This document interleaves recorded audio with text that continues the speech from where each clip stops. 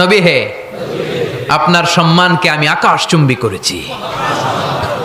I have dignified your status high and high, the highest peak. আপনার মর্যাদা উঠাতে উঠাতে আকাশ বাতাস ছাপিয়ে সাতাকাশ কাঁপিয়ে আরশের উপরে নিয়ে গিয়েছি। আপনার মর্যাদা আমার পরপরই, স্রষ্টার পরে পুরো সৃষ্টিকুলের উপরে বিশ্বনবীর মর্যাদা আছে না নাই?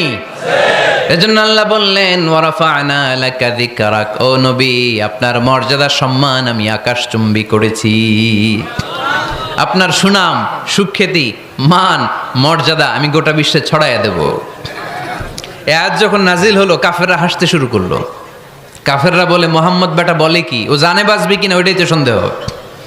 আমরা যেই ষড়যন্ত্র পাকাচ্ছি ও জানে বাঁচবি কিনা সে এটাই সন্দেহ, তার নাম গোটা বিশ্বে ছড়াবে কি করে আমরা দেখে নেব।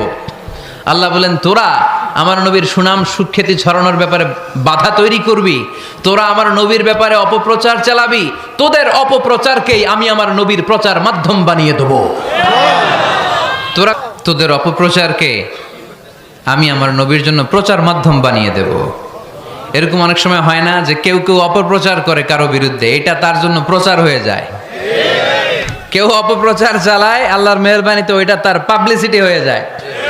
তার আলাদা করে প্রচার বিভাগের টিম তৈরি করা লাগে না, তার বিরোধীরাই তার প্রচার বিভাগের কাজে নেমে পড়ে। বিশ্বনবী বললেন তোরা, আল্লাহ বললেন তোরা আমার নবীর সুনাম সুখ্যাতিকে থামাবি, তোদের মাধ্যমে আমি বিশ্বনবীর সুনাম সুখ্যাতি গোটা বিশ্বে বুলন্দ করে দেব।